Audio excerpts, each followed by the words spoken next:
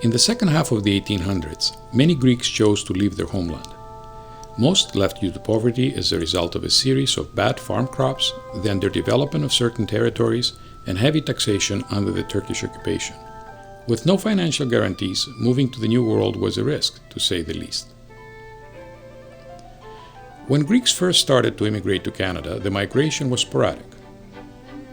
In 1871, there were only 39 recorded Greeks in Canada.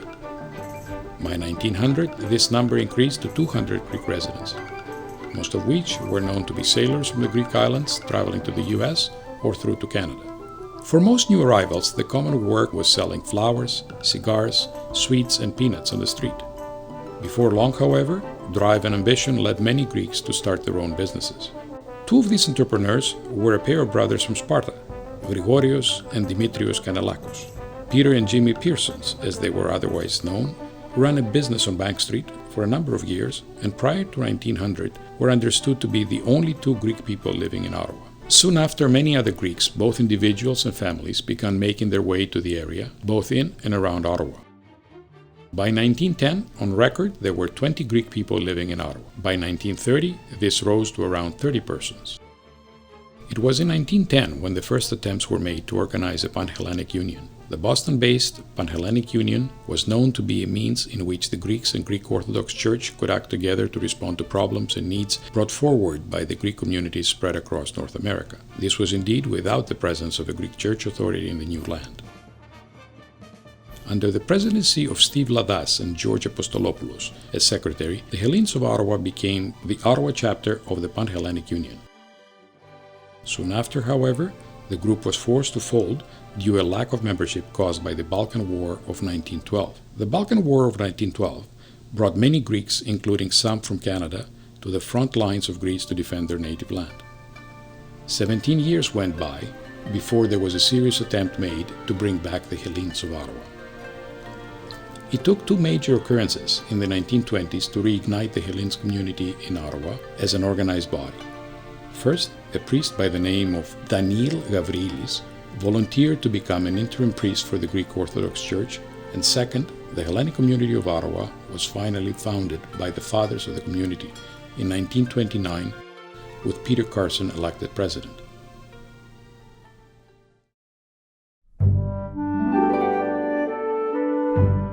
My father was a typical Greek immigrant. He was born in 1888 in Riza, Arcadia, Greece. He immigrated to the United States in 1903 by a steamship, and then they moved to Chicago. While in Chicago, Carson worked in the confectionery, laundry, hotel, and restaurant businesses. In 1921, he moved to Kingston, Ontario, and opened Fruitland, a successful confectionery.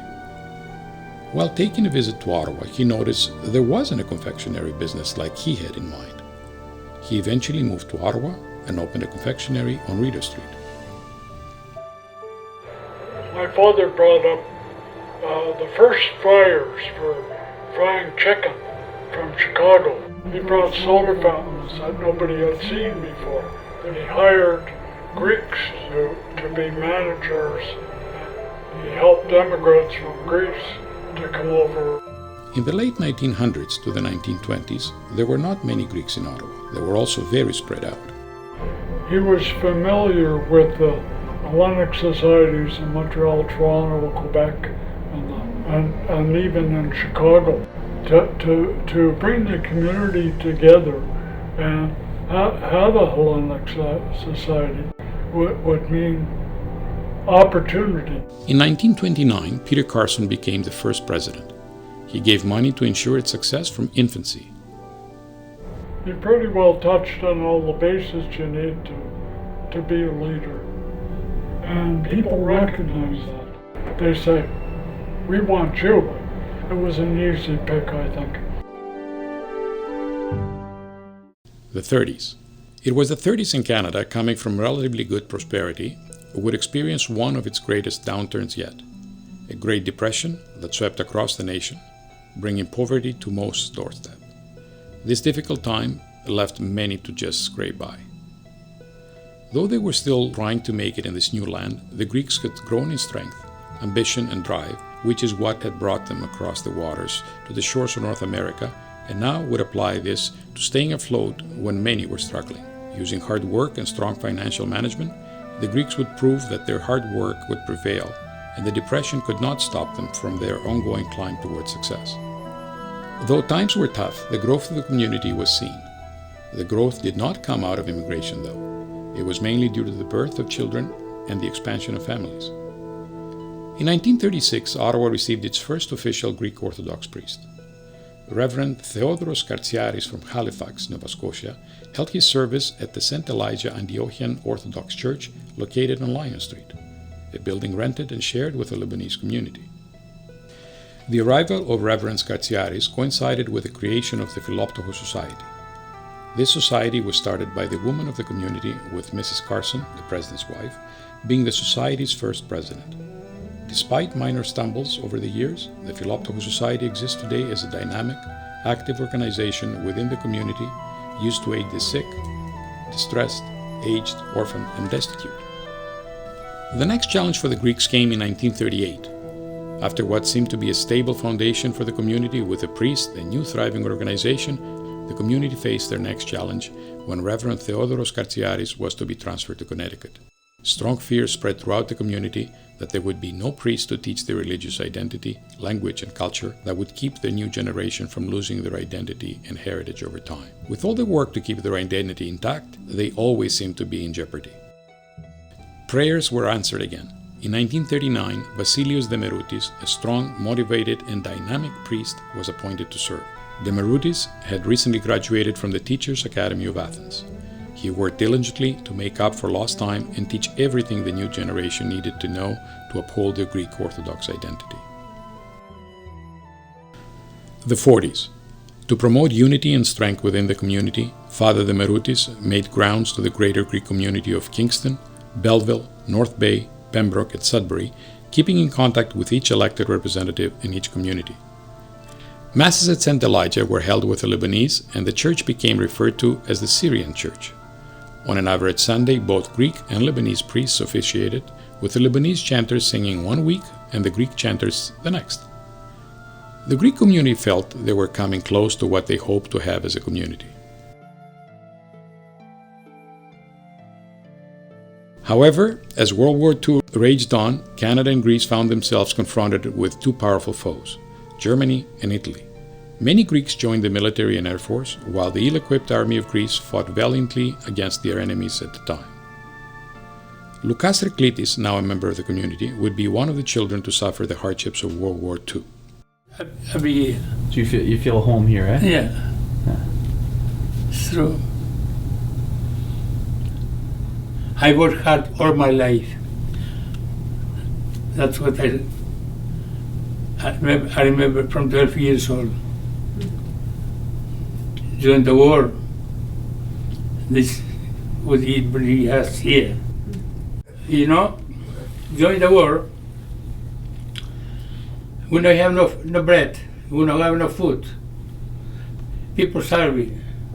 You see the kids outside in the streets, you say, I'm hungry, I'm hungry. You come back the same day, you see, still alive. And you know, either if you give food to eat, it don't swallow, you know, go down, die. I see 1,000 people die from, but me, I tell the truth. My mother, he take me and my brother someplace, you know, to support us. I was 11 years old, and my brother, you know, Angelo is dead. He's taking one place. What he give us to eat? Just boiled beans, navy beans, and one fish. The fish so salty. We eat the beans, we eat the fish, we drink lots of water. Lots of water. No bread, nothing. And then one afternoon, you know, I hear somebody say, you guys got to be transferred to any country. I mean, I'm like, I find a lady, I say, go tell my mother, to come to take a bus because she never goes. Never gonna see us. She's coming. What I do?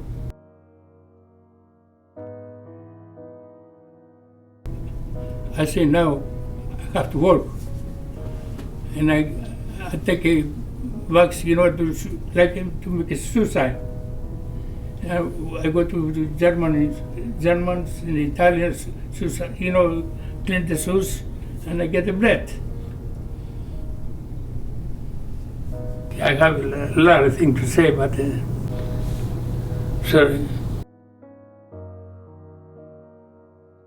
There's no food. Lucas would carry with him these hard memories, and with this the blessing of appreciating not only food, but an appreciation for the little things we have that he didn't have as a child in war. Again, they had not been in Canada for long, had gone through the Balkan War, and now had fought alongside their new nation. They could not leave their Greek brothers and sisters in their homeland to suffer. They themselves had gone through much suffering and hardships, so why stop now? In July of 1942, King George II and Prime Minister at the time, Emmanuel Tsouderos, made a journey across the waters to Canada to honor the now Canadian Greeks who fought for their brother and sisters of their homeland. They were met by then Prime Minister Mackenzie King. Soon after the Greco-Italian War broke out, a Greek War Relief Fund was started in Montreal by prominent Greek Canadians to help support the heroic Greek soldiers who fought to help civilians from Greece and Albania.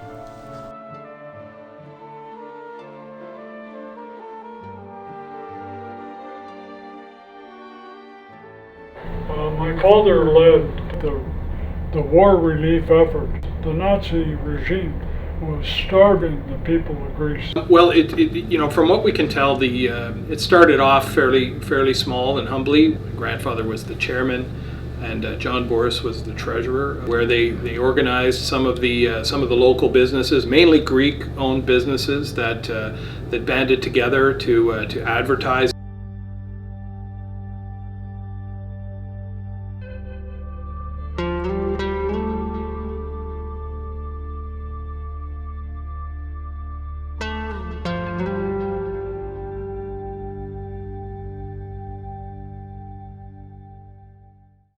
And in the end, they raised over $1 million in the 1940s, which is a considerable sum of money.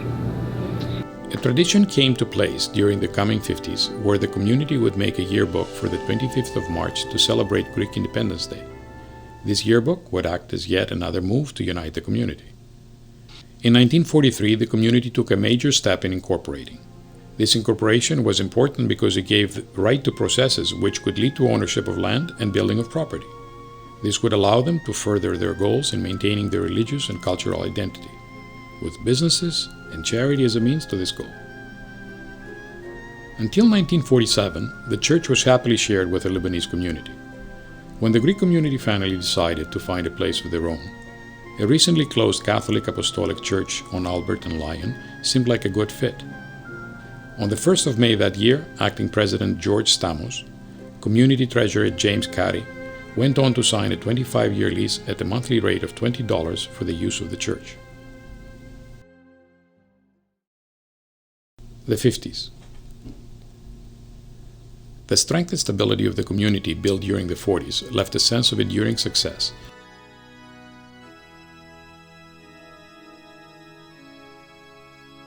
But no one was prepared for the death of Reverend Vasilios Demeroutis.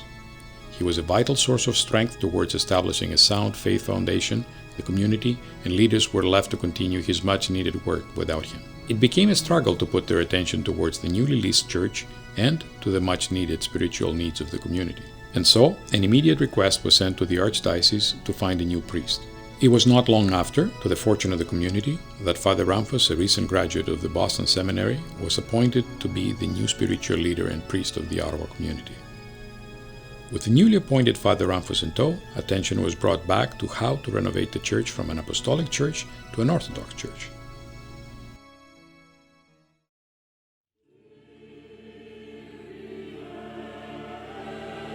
We are entering a section that is called the nave. That's where the pews are, where the people come in and sit down. and to hear the liturgy. Soleas is this elevated part of the church. There are several parts on this soleas, the throne of the bishop. And then the cantors are on this side. And if we go to the left side now, there is the pulpit.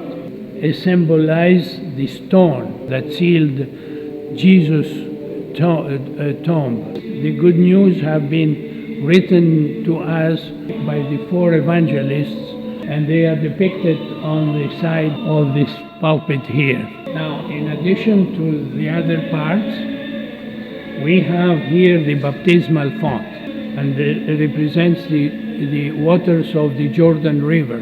Basically, the child is immersed when it is 6 months old 3 times by the priest, and it becomes a Christian. When we built the community center with the whole building, they broke all the pipes and everything. When we had the christening babies, the holy water, we had to throw the water behind the church. And you cannot throw the water behind the church and people step on it. What I did with my hands, I had to dig a hole behind the church and about 7-8 feet deep. And I put inside, personally myself, a big barrel with holes in it. And I put a pipe through from the right through outside. And now every time that we have a christening, the water goes through and goes in that barrel. So in the future, if something happened, they may find out what is this barrel doing here. So for you guys to know, this is the barrel it is, This is not a gift, it's not gold, it's not money in it. I made that for a special, it's a holy barrel for holy water. The sanctuary is separated from the rest of the church by this wall. This wall is called iconostasia, or the icon stand. Besides, they are beautiful icons. Not only the clergymen, the priests can go through this door. And you see the Virgin Mary to the left. That is a must for every Greek Orthodox church. And you have in there one icon that is present in every Orthodox church of the Virgin Mary that holds Jesus Christ on her chest, that blesses the whole congregation. Then you have the name of our church here is called Dormition of Virgin Mary. It represents the tomb of the Virgin Mary.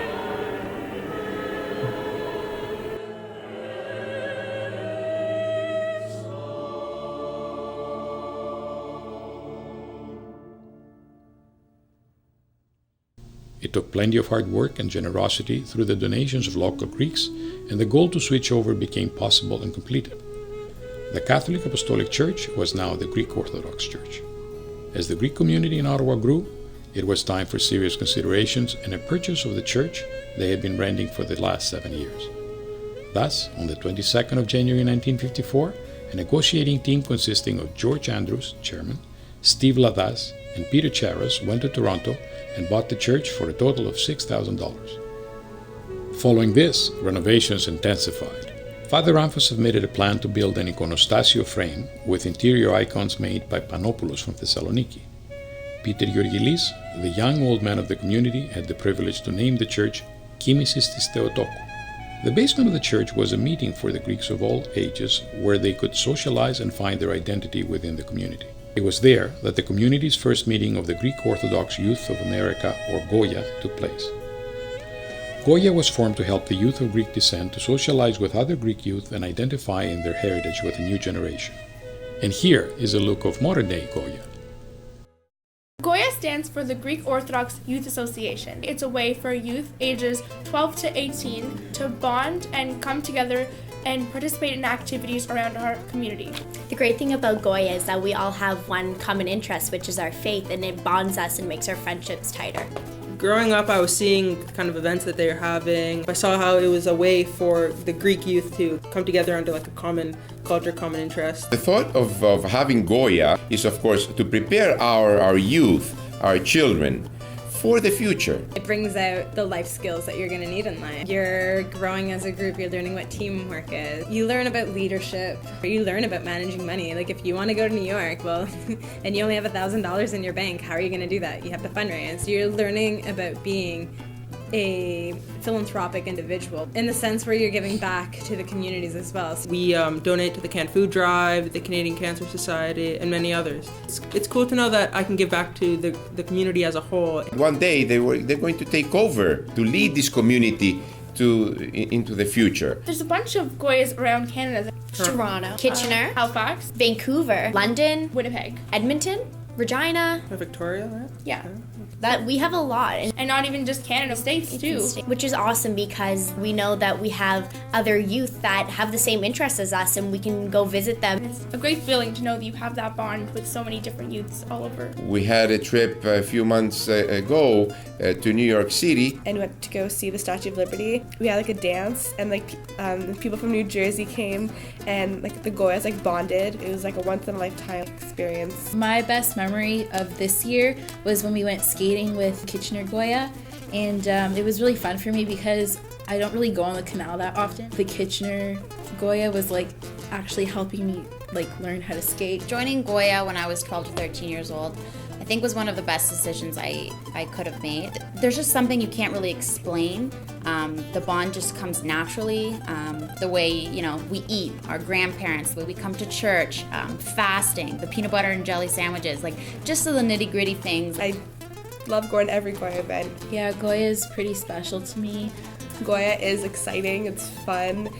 I'm gonna be probably really disappointed when I'm too old and I can't be in Goya anymore. Because I get to see all my good friends. But hopefully when we're older we'll still be able to get together. It's just it's like your family.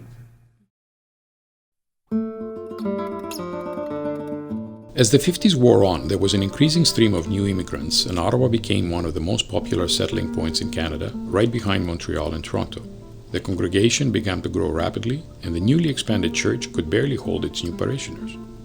After having shared the Lebanese church, to finding their new church on Albert Street, to building and renovating the property, the building was still too small and could not meet the needs of the community.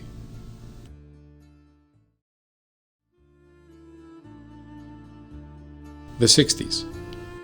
With an ever-growing congregation, focus shifted from renovations to the church on Albert to an intensified search for a lot of land elsewhere to accommodate a larger congregation and possibly more important, a community center. The community center would hold enough space for social, athletic, and cultural events. Meetings were held in the church basement by the council and the building fund committee. Of course, one important thing remained, finding the right site to build the church and community center. Opinions were divided, with those closer to downtown looking for a central location, while those closer to the city edges hoping for a suburban placement. In the end, it came to the majority siding with a man by the name of John Boris.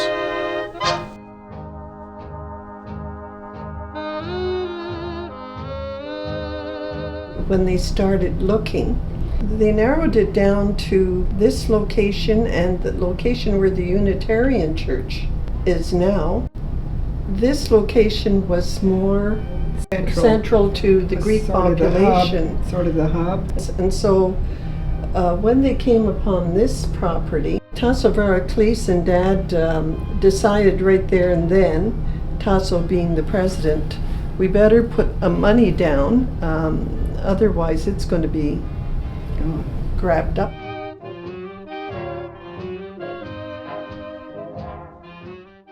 People had faith in him, I think, that a lot of, maybe not everybody agreed, but we really didn't hear a lot of controversy.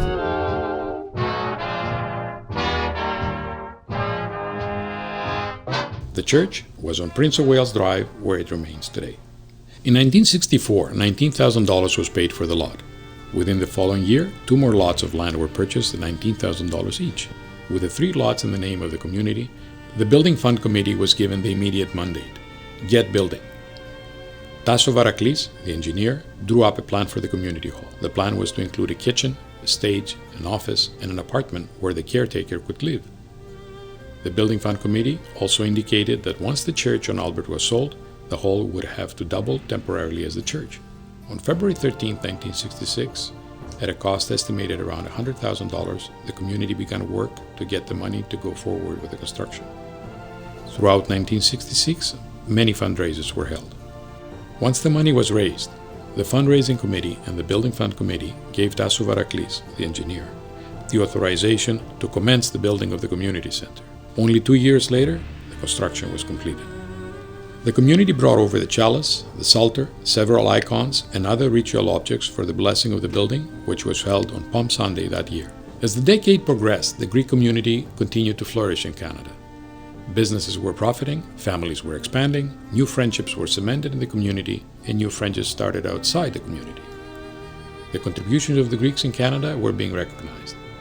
This recognition came to a head when Greek Prime Minister Konstantin Karamanlis visited Canada and was greeted by then Canadian Prime Minister John Diefenbaker, who said, "We salute the Greek Prime Minister as the leader of the nation who gave a lot to Canada in the form of thousands of immigrants who came to our country and worked with us for the nation's happiness and prosperity." Life was looking good. The youth group of Goya was meeting actively and even formed a dance group and 2 bands, the Hellenics and the Aristocrats. At the end of the 60s, in the year 1969, the Building Fund Committee was expanded to meet the needs of the coming decade. This, with much input from John Boris, a humble servant to the community with the wisdom and skills to help bring the community into the right direction.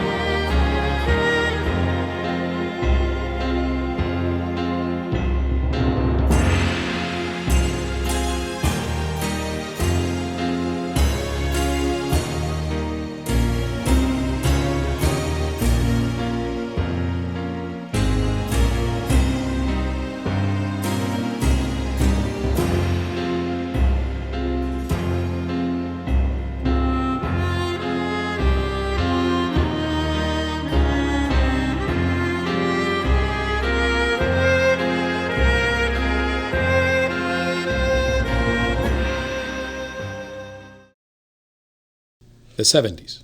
Time to build a new church. With the hall being rented out for everything from bingo games to wedding receptions, it proved to be a good generator of income. However, among those things to generate income, it was still acting as a church for the community each Sunday.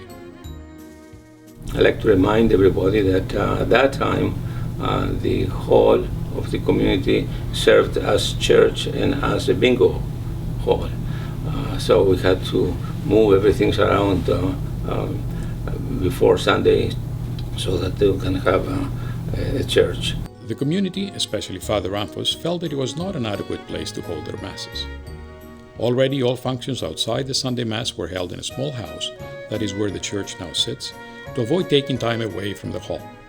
Another challenge that we had was to increase the revenues to finance the community projects. The first thing we did to expand it to Panegyri, that was called the festival at that time, was Panegyri, expanded to 3 days.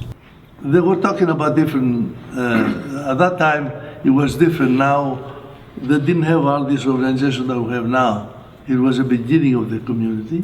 And when he had the HEPA at that time, Philoptochos and the community. It was time for a fundraiser once again. The Philoptochos Women's Society took it upon themselves to organize a dinner to plan out the fundraising efforts. Each association took part in contributing food and supplies. It was held to address the plan on how to fundraise enough funds to be able to finance the building of the church. The rich and poor alike gave from the heart, some donating their monthly wage and many traveling around on foot canvassing Greek homes and businesses looking for donations towards the construction. The necessary funds were quickly raised, and in 1973 the council commissioned Konstantinos Zourdoumis to draw plans for the church and coordinate its construction, a service he provided for free for the community. On the 31st of March 1974, it was decided the new Byzantine dome structure would be built. And so, on April 7th, following a Mass, the sod-turning ceremony was held, with all the congregation and dignitaries present. After a few words from President Paul Mifsud, Father Ramphos was handed a silver spade to turn the soil for the first time to signify that building of the church had begun. It was said that when Father Ramphos put the shovel in the soil for the first turn, a blast of lightning struck through the skies, followed by heavy downpour. Despite the rain, many stayed outside to get a chance in the turning of the soil. Some were just waiting for a turn to contribute to the donation box that was set up in the area. It was a rainy, happy day. The church was completed the following year, and the first Mass was held on Palm Sunday, the 27th of April, 1975. The iconostasio from the old church was installed and the pews were in place, but the interior was far from finished. Services were being performed, but the Building Fund Committee was again called.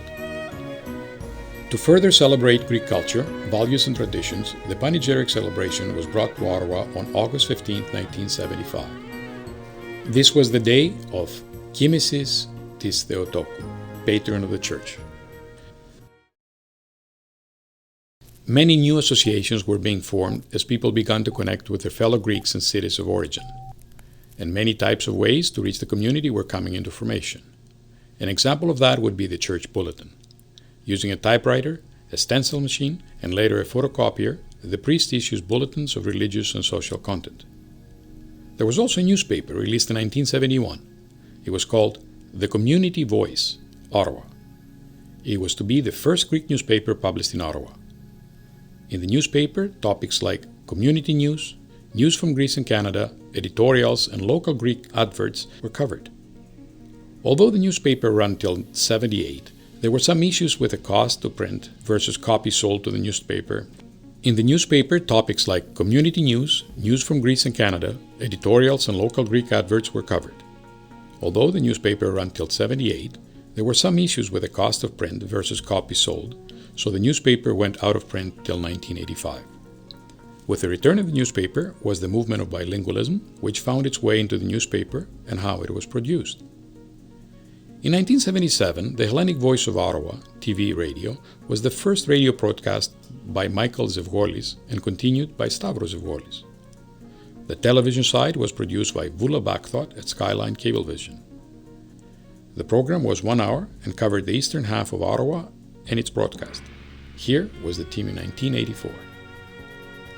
The 70s, like the 60s, were becoming a very successful decade for the Greeks, but the word had come out in the community that 200,000 Greek refugees from the island of Cyprus were at the mercy of the Turkish invaders. They had their possessions and homes stripped from them, they were put into camps, and there were around 1,600 reported disappearances. The hearts and minds of the Greeks abroad were toward those suffering. The Philoptochos Society came into full swing organizing a bazaar to raise money. 10,000 people came out and raised money for medicine, clothing, camping gear, and supplies for the refugees. Additionally, many organizations and individuals adopted young children who were orphaned during the invasion. The rocky yet widely successful decade came to an end with one last unforeseen problem. The roof of the church had structural damage due to the elements and began leaking water into the church. The ensuing flood caused major destruction and water flowing into the basement. On New Year's Eve 1979, parishioners left their parties and abandoned their plans in order to go to the church and salvage what they could. For the next 4 months, Masses would again be held in the hall. On my third presidency, the beginning was a disaster. The next day, it was January, I believe, 2nd, the ceiling of the church fell down because it was a disaster. It was a rain, snow, and the whole ceiling, the whole thing right now where we're standing, it went down. We had to close the church 6 months. And if I remember correctly, the price to repair the ceiling and the roof, it was $55,000. We made a claim to the insurance, and the insurance didn't accept that because they say it was active of God, wasn't payable by the insurance. So what I did is I went to my friend. I have a friend I'm still fixing his car, by the way. He's a lawyer. And I tell him what happens to the community. We have to pay $55,000 to fix the church.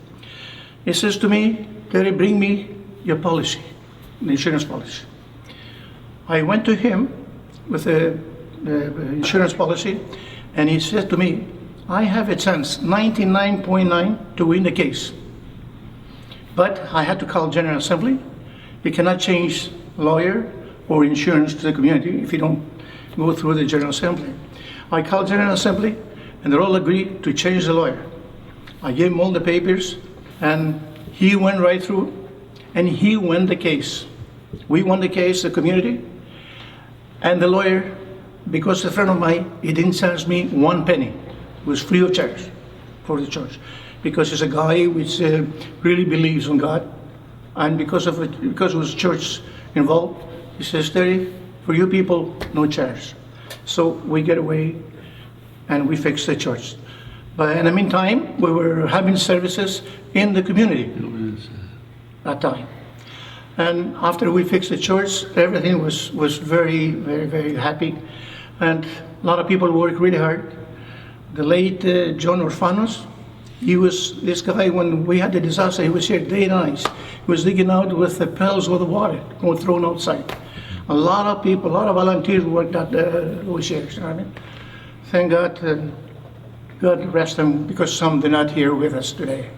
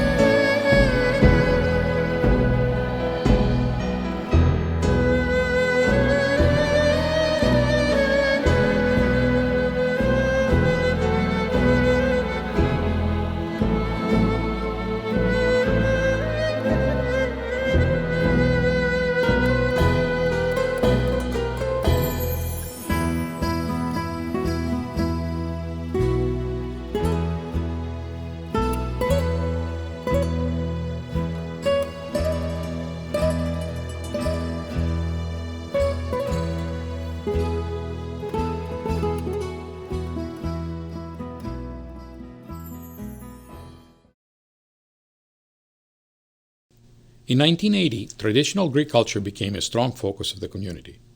One major aspect of the culture was the music. Costa Yorgaras, Vasilis Kondogiannis, Nick Pandieras, and Kostaki Pezoulas formed the band, Poseidon. The 80s. So Poseidon has been around for nearly 30 years, and it's been an incredible journey, and we're very happy to still be around. Chris was born in Montreal. He came to Ottawa. The rest of us were all born in Ottawa.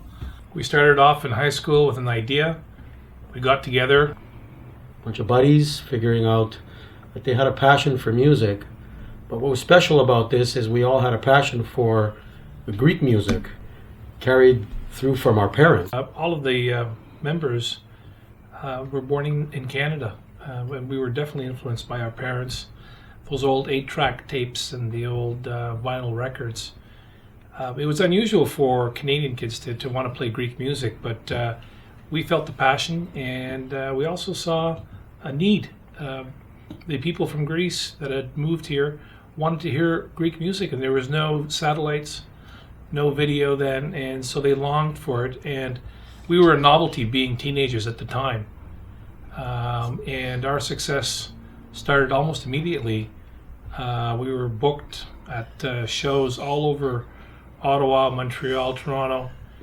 And a lot of people over the years have asked us, where and how have you come up with the name Poseidon? And it's as simple as opening up a mythological book and pointing to the word Poseidon, which is a god of the sea. And that's exactly how we picked our name, Poseidon. That's how Poseidon was born.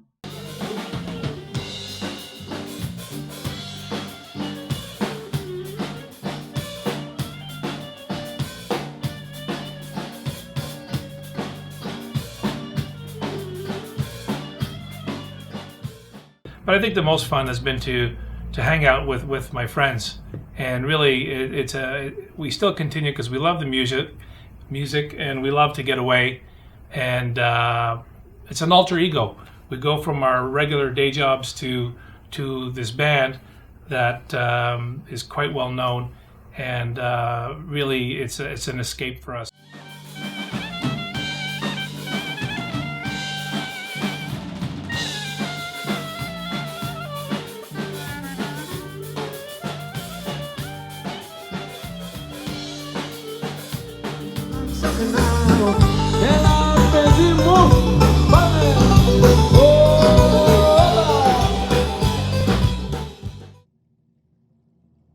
Although culture was a strong focus of the community, so was the continuing of the church's plans. Father Amphos for some time was looking into consecrating the church, but in September 1982, when the church was finally set to be consecrated, Father Amphos unexpectedly fell ill, and the consecration was put on hold indefinitely. I think the community generally had a goal to try and get the church consecrated, which, due to the failing health of my late father, had been put off for some time. The church was built, as we know, in '74, and we consecrated it finally in 1985. Under the presidency of Stelios Ramphos, it was decided that Bishop Sotiris was to complete the holy task of consecrating the church. Bishop Sotiris placed holy relics in a small crypt in the church altar and completed the consecration.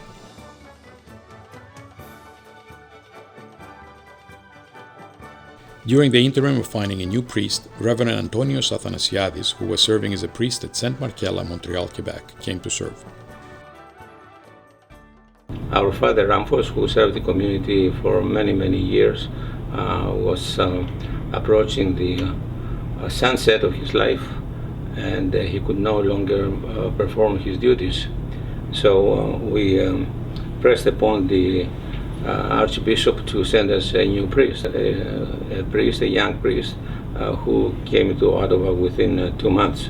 This was Father Antonios, an excellent person who was devoted to God, and who was really, his education, although it was not in the ecclesiastical field, he was an excellent person.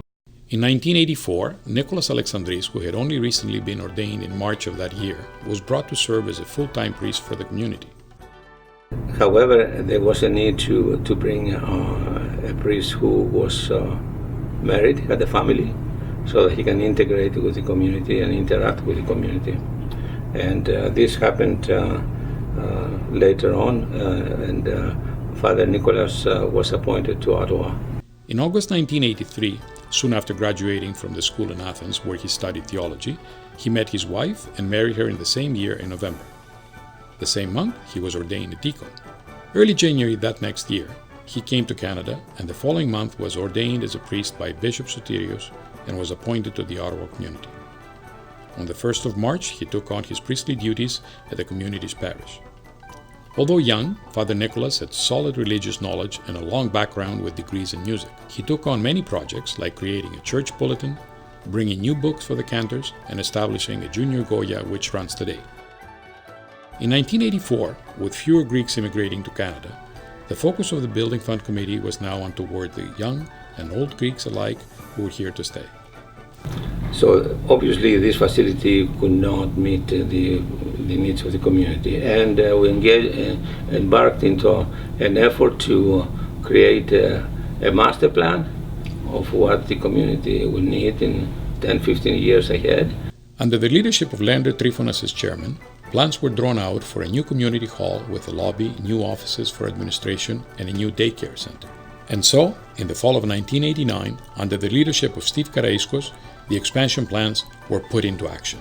One other addition from Leander Trifonas was to put together a book that would document the history, the profiles, and the associations and societies formed at the Hellenic Community of Ottawa, something necessary for those in the future to look back and understand where they came from, their history and heritage. I came to the conclusion that we needed to have a record, a historical record of the community. So we conceived the idea of publishing a book illustrating the history of the community and all aspects of the activities of the community during the past 100 years. And this is the book, a historical book. It covers the history of the community succinctly.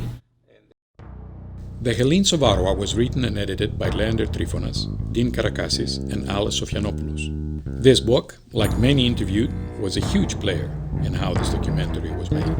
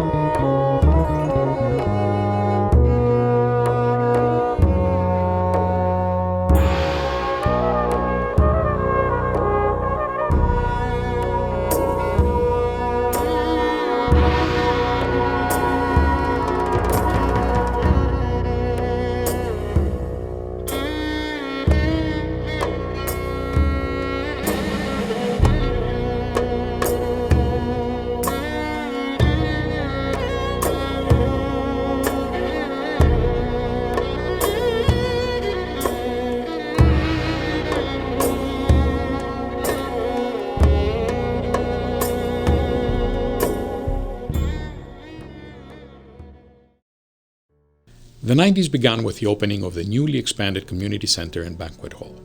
It had only started 1 year before, and with hard work from the community, under Steve Karaiskos and Leander Trifonas leading as chair, it was built. Terry Panieras was again elected president for the third run, and by 1992 the community had their seventh priest, Reverend Alexander Giakoumelos, more commonly known as Father Alex. Father Alex Giakoumelos was born in Buenos Aires, Argentina, on December 6, 1958. He was raised in a devout Greek Orthodox household, assisting his father and other clergy at church services, and was very involved in the life of his church. As a young adult, Father Alex decided to enter the business field. He worked in the retail and fashion industry as a manager and buyer, but soon realized that his calling was to serve the Lord and his church.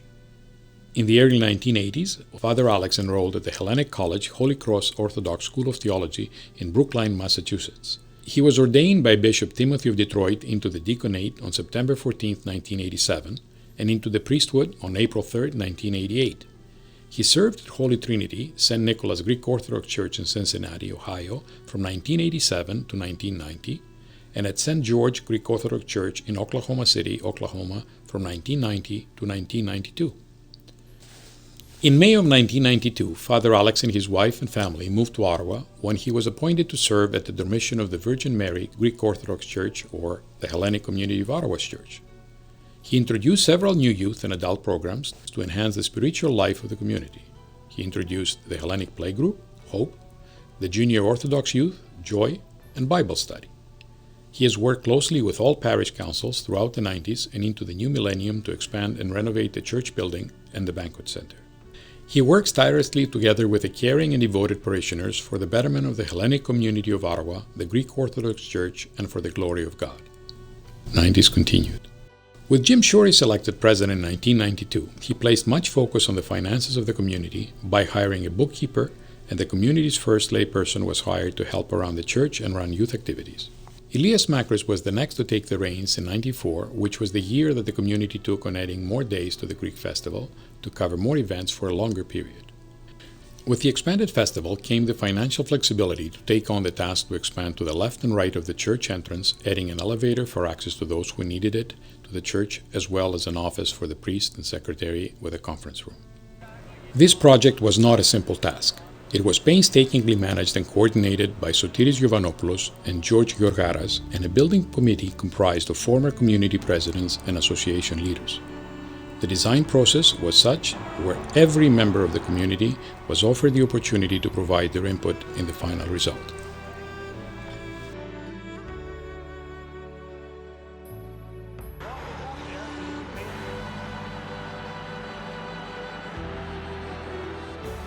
The Building Expansion Committee had in mind the elderly, and so in 1994, the Senior Citizens Association of Ottawa, Sotiris, was formed.